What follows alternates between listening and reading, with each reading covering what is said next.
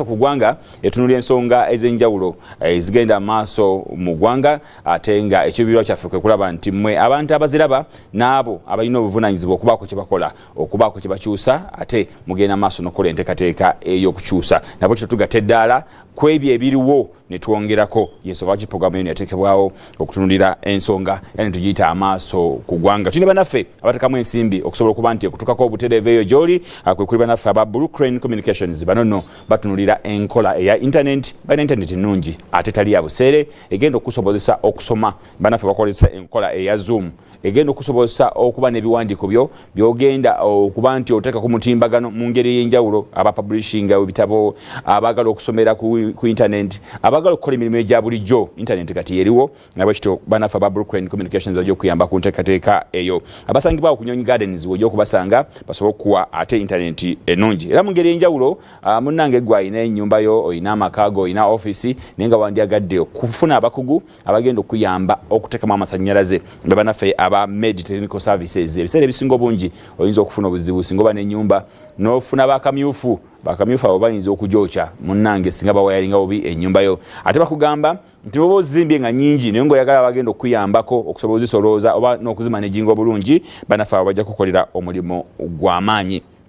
Olunaku olwaleero nkakasa nti gwe awulira era alaba terefayini yaffe olina woosula olina gy'obeera eyo nga watunudde bulungi nnyo ne weetegereza omutindo guli gutya wagwanidde olina abantu b'osinkana mu bitundu ewala gy'obeera ku kyalo gy'ozaalibwa mu kibuga gy'otambulira abantu ensula gye basulamu oba oliawo yegwanidde ensimbi ze basasula ensimbi ze bakwata okusobola okuzimba ennyumba bintu bingi ekyamazima olunaku olwaleero mbadde ngezaako okubaako ebitabo byentunuulira nyina byenzudde ebintiisiza naye abakulu bennyina olwaleero bagenda kutunyonyola ensonga zino. Nyina bagenyi babiri abava mu kitongole ekya Habitat for Humanity era nga bo batunulidde nnyo embeera z'abantu naddala gye basula ewaka omuntu gyagamba nti kaŋŋende eka nebake embeera eyo eri etya batunulidde Uganda mu ngeri ey'enjawulo era nabwe kityo balina kye bagenda okuba nga bogerako olunaku olwaleero. Nyina mukadde wange Kasule Ronald ono nno nga resource mobilizer yafuba okulaba nti ayiggira ekitongole kino resources ez'enjawulo tuga ku resources abamu tulowooza ku ssente zokka naye ne bannaffe bayinza oba kyabannamikago be bakolagana nabo n'ensonga endala ez'enjawulo kasaba baawe ekyetaagisa okuba nti kyakuyigga agenda maaso n'ayigga enteekateeka eyo. Ate n'omukyala gwe tulina kati ku seeti yekka mukyala Lydia Mirembe ono nno nga board member owa Habitat for Humanity. Kansooke mba omukisa batubuuzeeko ate oluvannyuma tugende maaso n'ensonga y'olunaku olwaleero.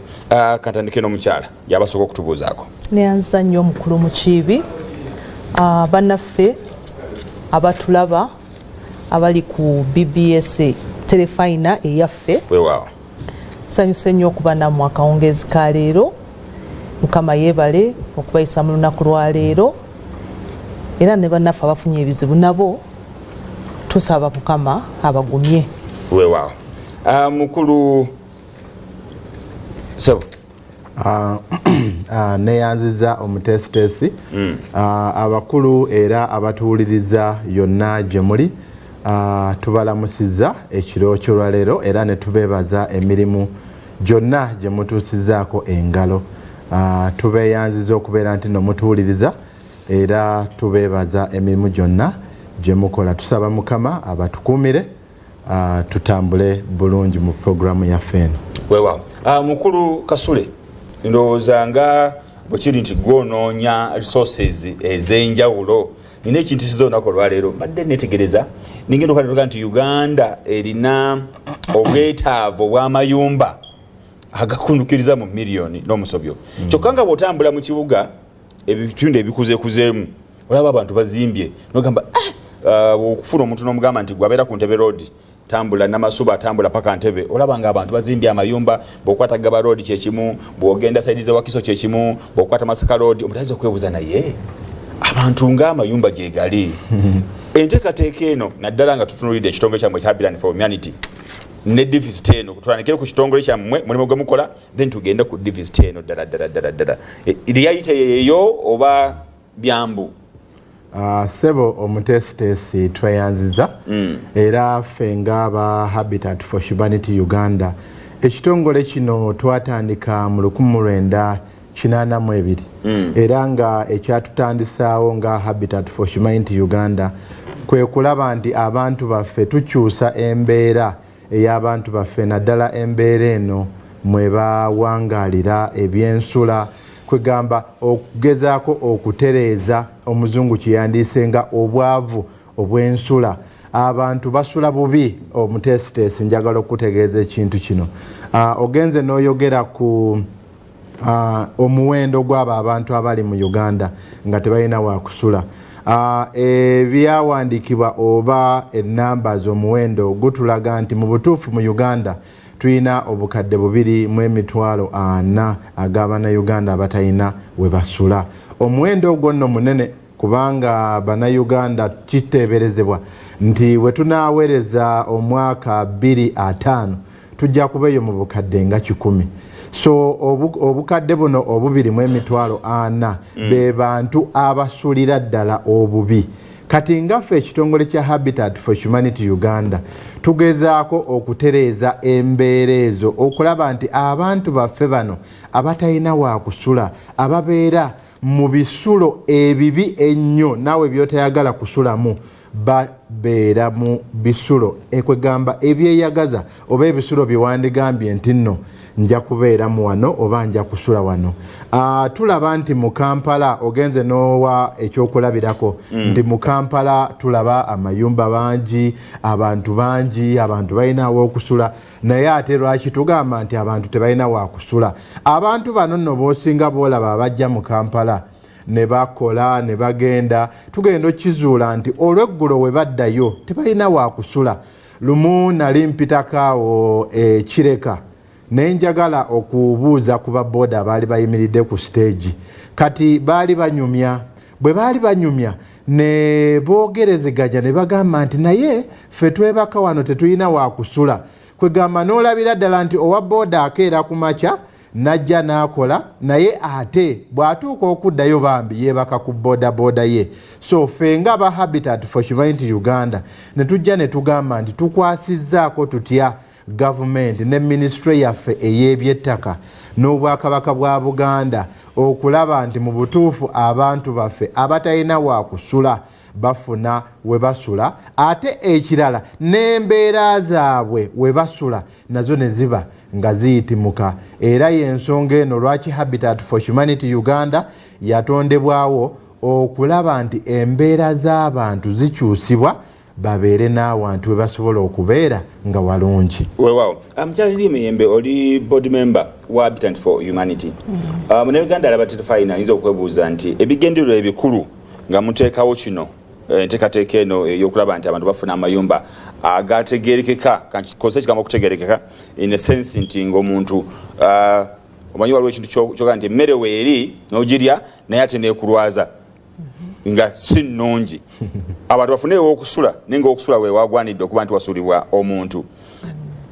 Mwakakolako ki era mulimu ky'omunene gwe mwolekedde mu nteekateeka yammwe ey'okulaba nti mukijjawo mwakozesa ttamu gye muyita poverty housing omukulu nawulidde ng'agyogerako? Mu myaka 8 gye tubaddewo tubadde tufuba okulaba nga tukwasizaako abantu abo bali mu mbeera mwami Kasule yannyonnyodde okulaba nga tubawa tulinnyisa omutindo ogw'embeera gye basulamu gye bawangaaliramu. Manyi ffe tugenda ne tugamba nti amaka awaka omuntu waava kyekisinziiro kya obugagga bwe okweyagala kwe kwonna kusinziira ku waava. Ng'otandika olunaku woova ogenda otandika olunaku awo kasita okeera ng'osuze ng'owa bodaboda munange ono omugongo gukuluma pewo yakuyiseemu kino kyonna enkuba etonnya nnyo efudde emba oluusi olwadde ekifuba olwadde pneumonia olwadde omugongo masozi zino zeekaase olw'ensula embi. oluusi osuze mu nnyumba nga bw'okinnyonnyodde nga si ya mutindo. Ennyumba oba temuli bumooli, ennyumba oba ate mwofumbira mwe muli n'omukka guli kwegamba embeera ezo ebisolo basula n'enkoko zaabwe mu kasonda kano waliwo embuzi naye nga ate obasaasira kubanga eno kwegamba ye inkamu yaabwe yembeera gye balimu. Kakati ne tubanga okumala emyaka 4 tuzze tuyamba mu districts ez'enjawulo. Ne tukola Ekkuumi, ne tukola Mayuge, ne tukola Kasese, ne tukola Tooro. Wano e Buganda tukoze nnyo n'Obwakabaka bwa Buganda era tukyagenda mu maaso ne Decent Living Campaign era nga mu myaka egyo tuzimbye amaka agasoba mu 2000.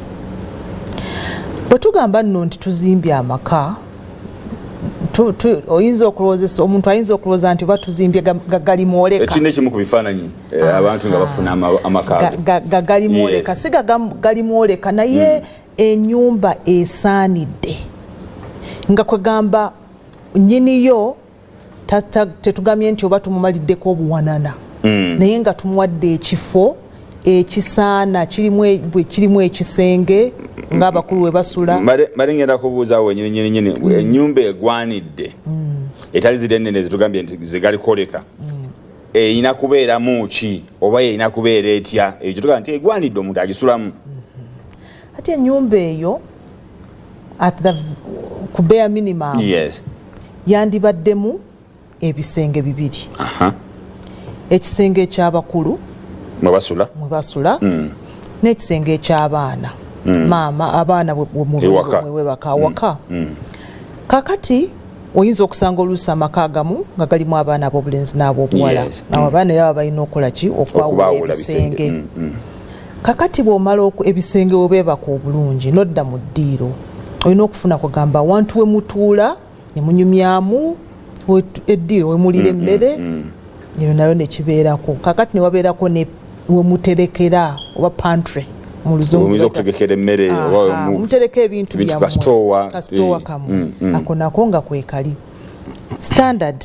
Ne bw'ofuluma ebweru nga waliyo ekiyungu abafumbira emmere yaabwe kiyungu ekyera eky'omutindo mu space emala bulungi.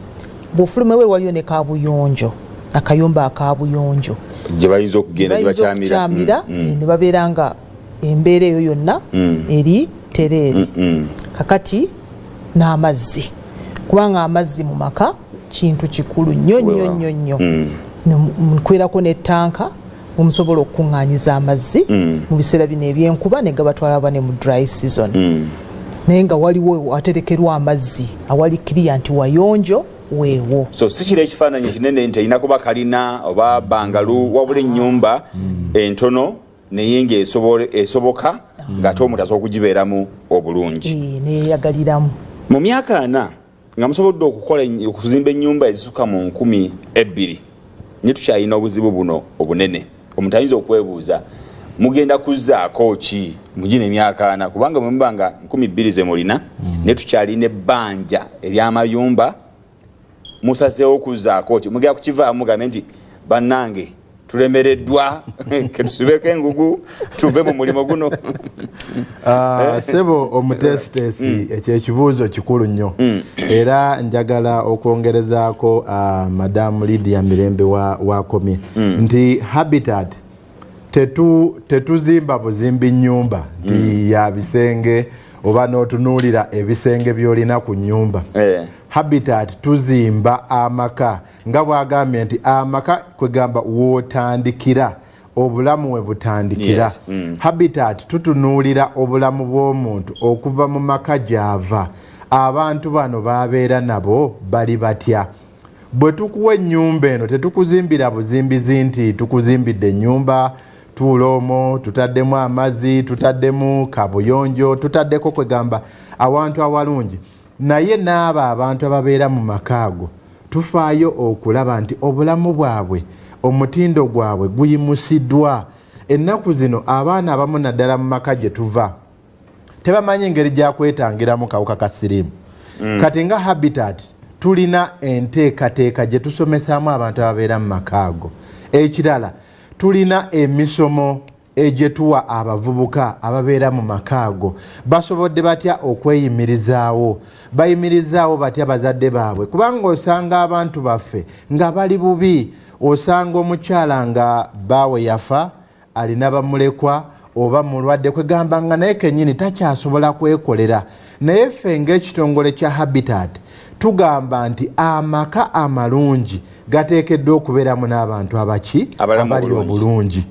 Y'ensonga eri gy'ogambye nti mu Uganda tulina omuwendo gwa bukadde 2,40,000 naye tugambe nti nga Habitat tuzimbye ennyumba emitwalo 2 egy'amayumba. Tukome bukomyawo tusirike? Nedda. Tukubye omukago oba tulina omukago ne gavumenti yaffe okuyita mu ministry ey'ebyettaka. Tukwasize wamu tulabe nti omuwendo guno tuguzibye tutya. Minisita ku luli we twali nga tuli naye ku lunaku olw'okujaguzaako olwa World Habitat Day, minisita yagamba nti omuwendo guno tetugenda gumalawo nga ffenna twetuddeko. Omuwendo guno tugumalawo nga ffenna tukwatidde wamu. Habitat for Humanity Uganda kitongole naye tekigenda kumalawo muwendo guno gwonna nga kikolaganye kyokka na kyokka, kubanga tufuna obuyambi okuva mu bantu ab'enjawulo abatuyambako okukola omulimu guno. Naye ffe tugamba nti bwe tukwatira wamu ne gavumenti eyaffe, then ne tukwatira wamu ne obwakabaka bwa Buganda. Sebo njagala nkutegeeze nti obwakabaka bwa Buganda tukwatidde wamu nabo okulaba nti no tuyambako abantu baffe, okulaba nti nno embeera yaabwe mwe babeera ekyuka. Obwakabaka bwa Buganda bweyama nti buli mwaka bugenda kuzimbira abantu baabwe oba abantu ba Buganda ennyumba 20. Sebo era tusiima, naye ogwo omuwendo mutono nnyo okusinziira ku muwendo oguli wabweru abantu abeetaaga amayumba oba abeetaaga aw'okusula. So ne tugamba nti ffenna tulina okukwasiza awamu.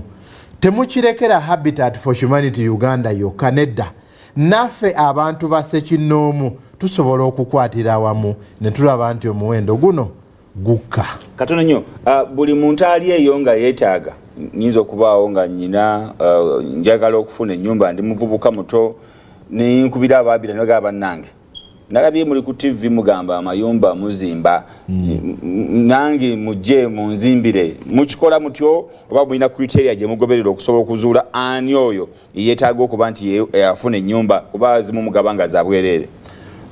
Ffe ng'ekitongole kya Habitat for Humanity Uganda tetugaba bugabi nti oba tukusanze nogaba naye nange mumpe ku nnyumba nange ndi bubi ne tukuzimbira ennyumba, nedda.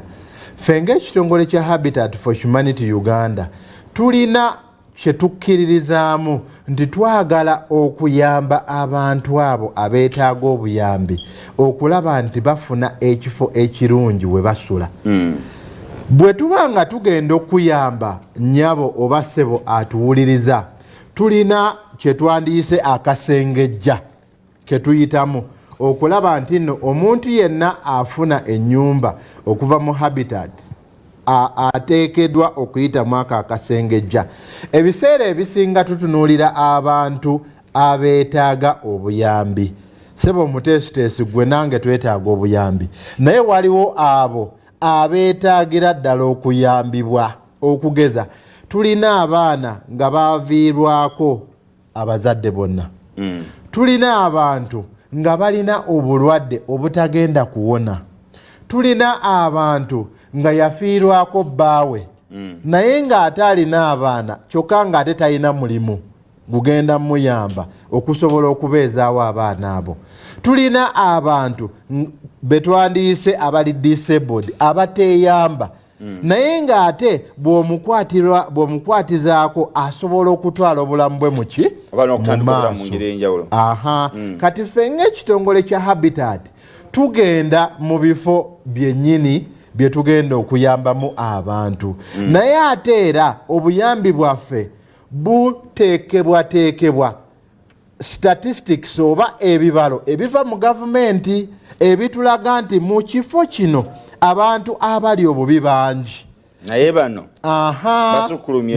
basukkulumye ku bannaabwe okugeza ekitundu kye Busoga kirimu abantu abasukkulumye ku beetaaga obuyambi nti ye bwe yali akyali muto ewaabwe baali baavu naye nga n'abaavu babayita baavu kati waliwo omuntu agamba nti n'oyogera naye nga oyogera eri obwavu ne bwogera gy'oli kwegamba be bantu abo Habitat for Humanity beeyamba ate ndekirandooza si baavu bokka naye waliwo omuntu abeera nga ali mu mbeera ng'ekyamazima tagirimu lwakuba mwavu naye agirimu lwakuba talina ngeri gy'ayinza kwetagula ku mbeera eyo naye waliwo abalala nga teye mwavu bwavu ng'oluusi mmeyanyiriseti ye mwetedde okubeera omwavu ndowooza atulaba ku terefayina yaffe abakulu bano bwe batunyonyodde ensonga ezikwata ku by'amayumba era atunyonyodde nti oba oli awo gwe oyinza okuba olina obwetaavu naye tekitegeeza nti bajja kukuyamba